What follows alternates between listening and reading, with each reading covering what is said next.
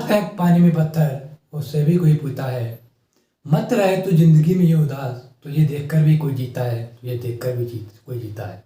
सभी साथियों को नव वर्ष की हार्दिक शुभकामनाएं। आशा करता हूं कि आप इस नए साल में अपने टारगेट को अचीव करेंगे। आज का हमारा टॉपिक है संसद। इसमें हम जानेंगे कि संसद क्या होता है, संसद का गठन कैसे होता है। दोस्तों, संसद को इंग्लिश में पार्लियामेंट कहते हैं, ये तो आप सब लोगों को पता ही है, जनरल सी बातें हैं। तो हम बात करते हैं, ये संसद है, ये हमारा विधायी अंग है। विधायी अंग है, इसके संसदीय प्रणाली बनाने का संसदीय प्रणाली को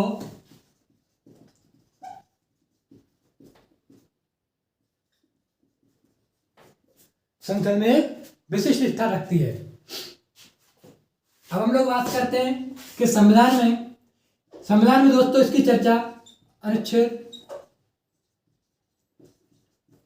79 से 122 तक की गई है।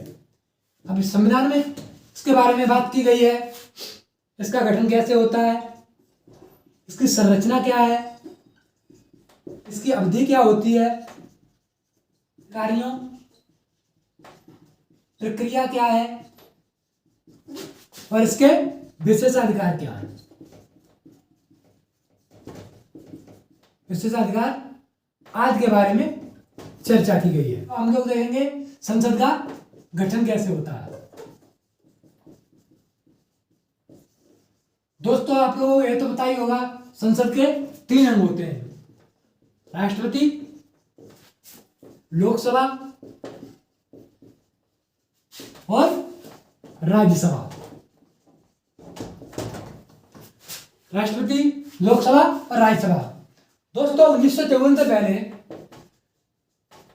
जो लोकसभा का नाम था वो था जनता का सदन, और इसका था राज्य परिषद।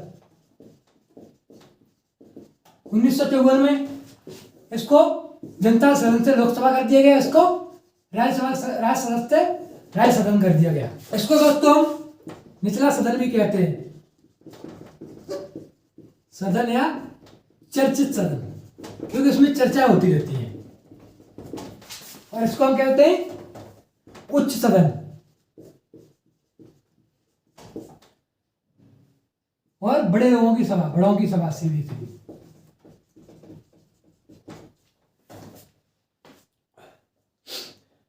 इसके बाद में इससे जो प्रतिनिधि होते हैं संपूर्ण भारत से चुन करके आते हैं,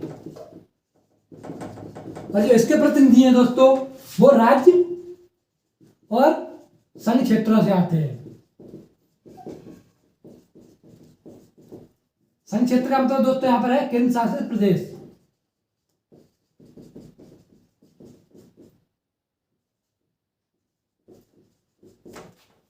फिर उसके बाद में थोड़ी राष्ट्रपति के बारे में कामों की थोड़ी चर्चा करते हैं। राष्ट्रपति काम होता है किसी विधेयक को अगर विधि बनाना है,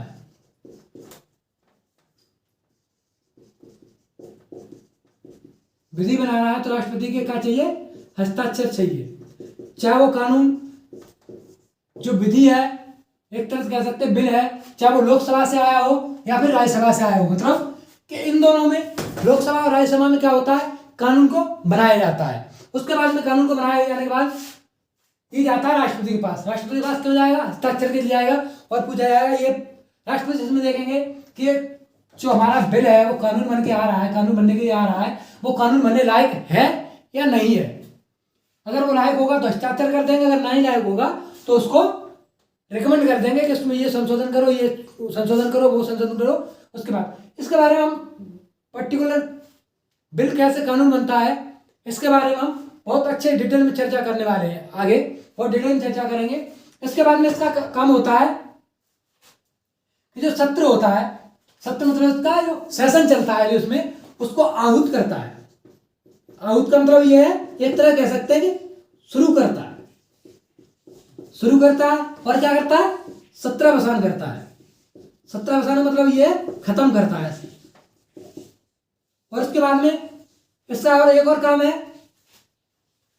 विघटित करता है। सभा को विघटित करता है। दोस्तों यहाँ पे विघटित करने वाला मतलब क्या होगा, सभा को भंग कर देता है। भंग क्यों करेगा राष्ट्रपति क्यों भंग करेगा सभा को? तो दोस्तों अगर जैसे मान लो मंत्रिमंडल है, उसमें जो मुख्य लीडर है, जिसका मुख्य नेता है, वो किसी कारण से अपने पद से इस्तीफा दे देगा तो वो खाली हो जाएगा। खाली होने के बाद उसका जो डिसीजन है वो सही से नहीं आ पाएगा, क्योंकि जब मंत्री नहीं है तो फिर उसमें चर्चा कैसे होगी। तो इसके बाद वो कह देगा कि उसको इस सभा को भंग करो, अपने पहले नए नेता को चयन करो, उसके बाद में हम सभा करेंगे। अध्यादेश का मतलब सिंपल ही है, आदेश करता है। आदेश क्यों करेगा? आदेश इसलिए करेगा कि जो सभा है, लोकसभा या राज्यसभा में, वो हर समय नहीं चलती रहती है दोस्तों, वो उसके बीच बीच में कुछ ब्रेक होता है, कुछ छुट्टी होती है। तो हमें किसी भी विषय पर कोई कानून लेकर के आना है तो हम क्या करेंगे, जो राष्ट्रपति साहब है वो क्या करेंगे, सीधे सीधे अपना आदेश जारी कर देंगे कि तुरंत के तुरंत तत्काल में सभा बैठाई जाए और इस मैटर पे चर्चा की जाए। जैसे 3 तलाक जो आया था उस समय हमारा क्या नहीं हो रहा था, उस समय हमारा सत्र नहीं चल रहा था। तो क्या राष्ट्रपति ने क्या किया, उसको अध्यादेश जारी कर दिया कि इसके बारे में जल्दी से चर्चा कीजिए। तो हमारा संविधान है, ब्रिटेन की संविधान की नींव है। तो हम थोड़ी चर्चा करेंगे अब कि ब्रिटेन की संसद कैसी होती है।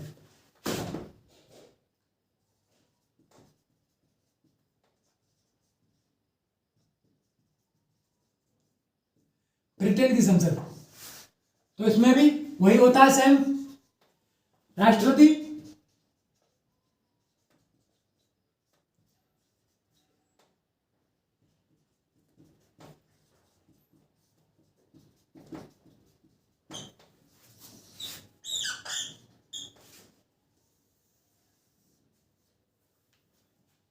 अब हम लोग चर्चा करेंगे ब्रिटेन की संसद के बारे में। तो इसमें भी वही होता है, ब्रिटेन में राष्ट्रपति, संसद का अंग जो होता है वो होता है राष्ट्रपति। अपने यहाँ पे कहते हैं राज्यसभा, उस पर कहते हैं हाउस ऑफ कॉमन्स।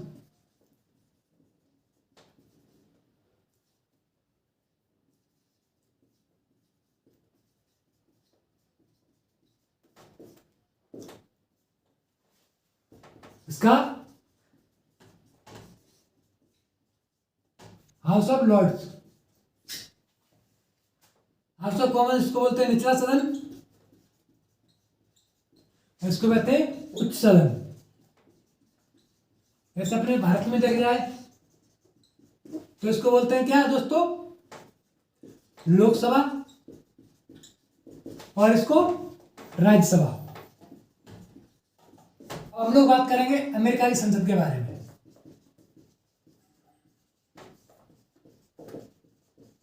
अमेरिका की संसद को अमेरिका में कहा जाता है दोस्तों कांग्रेस।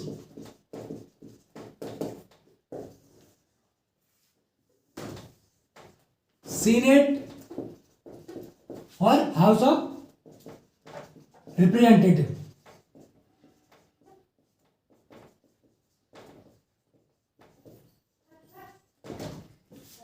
वही ऊपरी सदन, निचला सदन। जैसे भारत में क्या कहते हैं दोस्तों,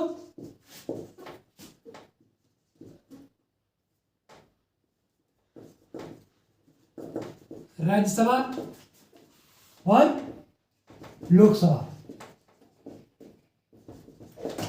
तो अमेरिका में दोस्तों वो संसद का, ये अमेरिका में राष्ट्रपति संसद का हिस्सा नहीं होता है, अंग नहीं होता। क्यों नहीं होता है? क्योंकि वहां पर विधि और कार्यकारी अंगों को अलग करने पर जोर दिया गया है। वो ऐसा मानते हैं अगर ये संसद का हिस्सा होगा तो विधि और कार्यकारी लोग अलग अलग सही से काम नहीं कर पाएंगे। जो हमारा इंडिया का जो राष्ट्रपति है वो ब्रिटेन के ताज की तरह है, मतलब राजा रानी की तरह है। जैसे इनका सबका जो मैन है, मुखिया है, वो राजा ही तो होता है। मैंने सबसे ऊपर तो राष्ट्रपति है, तो ऐसे वहां पर ब्रिटेन में इसको राजा या रानी कहा गया है, क्योंकि ये सबसे ऊपर है तो इसको राजा रानी कह दिया गया है। अमेरिका में राष्ट्रपति है वो संसद का अंग नहीं माना जाता है दोस्तों।